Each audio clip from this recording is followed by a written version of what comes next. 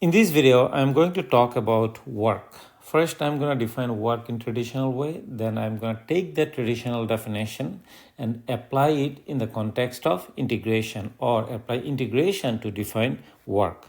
So let's go ahead and define work in regular way. So let's say you have an object sitting down here and at point A, and this is point B. You apply a constant force, apply a force in that direction, and it's constant. So the displacement or the object is going to move in this direction, right? So at some point, it's going to be right here. So that's your final destination. So now work is defined as force times the distance covered, okay, or the displacement. Now, force was F in our case, and the distance or the displacement is B minus A. So that's the official definition of work. Couple of assumptions here. One is force is constant. So these are very important assumptions. One, force constant. Number two, movement is, or displacement is in a straight line, in a straight line or along a straight line. So these are the two assumptions we made. Now let's take this idea and kind of extend it. What if the force applied is not constant? Okay, so let's go ahead and try to draw a diagram here. So let's say this is my x and this is my f of x. So now this force applied is not constant throughout the process, but rather variable. So it moves from point A to point B. And let's say the force applied looks like this. So how much work is done by moving the object from point A to point B while the force f of x is variable and it's a function of position of the object. Now, let's go ahead and kind of divide this interval into maybe 4 pieces, okay? Each of these pieces, I'm going to call them delta x. They are equal, delta x, each of them. So now, in this small window, the work done would be, so let's say work done would be approximated by delta x, that's like the distance, right? Times the force.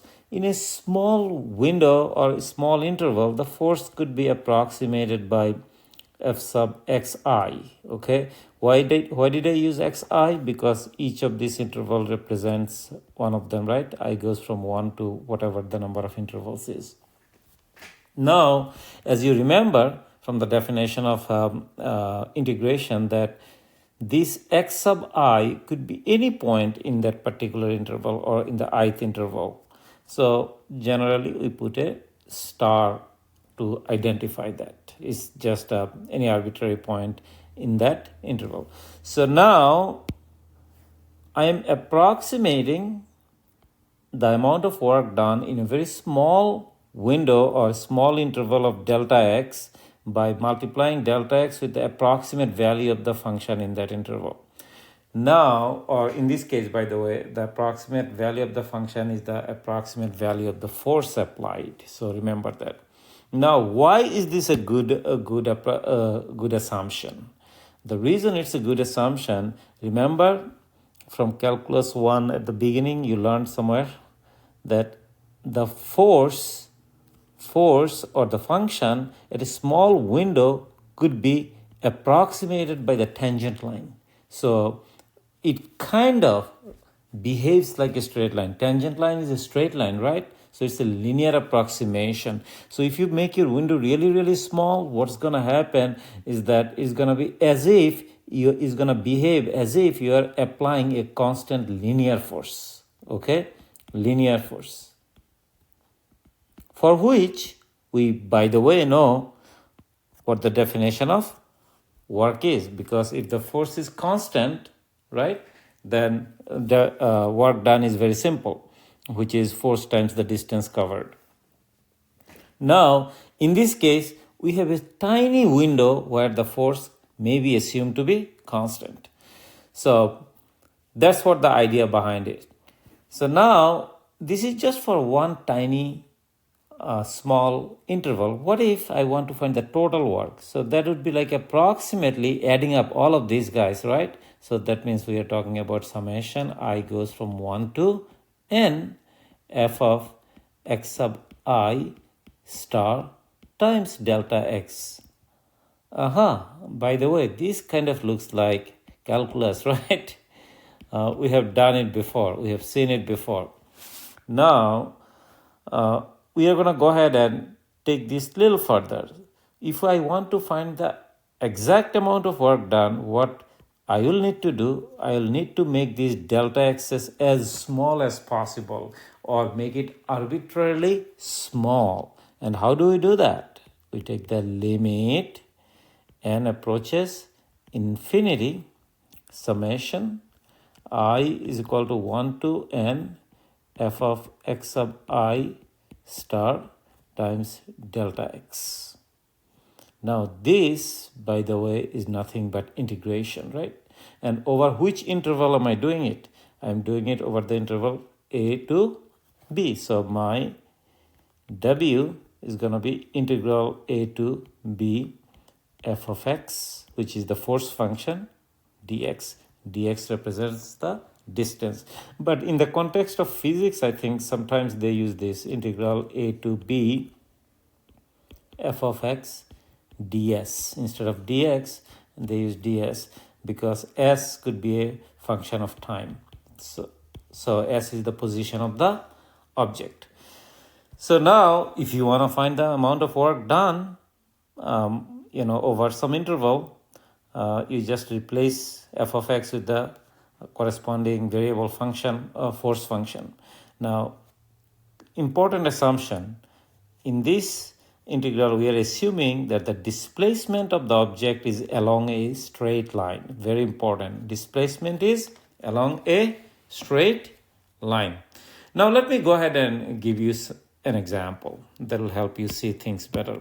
I'm going to take the simplest and most popular example, which is called Hooke's law.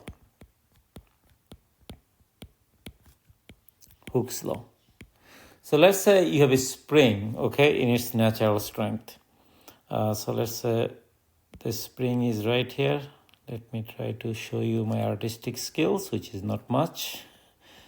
Okay, so let's say, actually I should draw a little bit more here. Okay, so this is its natural length. Now what you are doing, you are stretching it in this direction. So let's say this is its natural length L, you stretch it by X, so L plus X. So this little distance is X. Hooke's law says that the force applied or force needed to extend it from its natural length L to L plus X is going to be K times X, the amount of extension that you have done. Now, what is K? K is called the spring constant. So it's a spring constant. So that's your K. Now, let's pick some numbers that will help you see things. So let's say we have a spring that has we apply, let's say, 50 Newton force on it, 50 Newton force on its natural length, and let's say it extends it by half a meter or 0.5 meter. So you apply a force of 50 Newton and it extends it by half a meter. So your F is force, which is 50 newtons times kx. So 50 is equal to k. We don't know. X is what? Half. times half. So your K is going to be 100. Now my formula becomes F is equal to 100 times X. So that's the force function. You can think of it as F of X. Now, let's say we want to find out how much work is done when we take a spring and extend it from its natural length of 0. So I could set this to 0. Let's say that's the natural length, okay? And then move it by, let's say 2 meters or 3 meters, doesn't matter. So let's say I take natural length L0, I adjust my coordinate and extend it by 3 meters. So it's 3 meters. So my force function is 100 x and dx, which by the way is very easy to integrate. So 100 times x squared over 2, okay, evaluated from 0 to 3, which is 50x squared evaluated from 0 to 3. That is going to give me the following: 50 times 3 square is 9, minus 50 times 0 is 0. That's going to be 450 Newton meters. Okay, Newton meters. That, by the way, has a physics name. I think it's called joules. Okay, so 450 joules. That's what the amount of work you would need.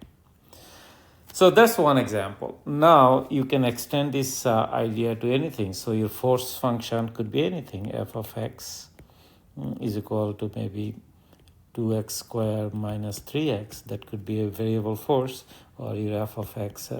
One important function is sinusoidal force or sinusoidal function, which could be sine of ax, okay, or cosine of ax. Let's say you want to find the work done by applying a sinusoidal force. Displacement is from A to B, and your function is cosine of kx, okay, the force applied, dx. So this should be very straightforward. Integral of cosine of kx is going to be 1 over k times sine of kx, evaluated from A to B. And this is something you can easily evaluate because the value of A will be given, value of B will be given. So that's how you do it.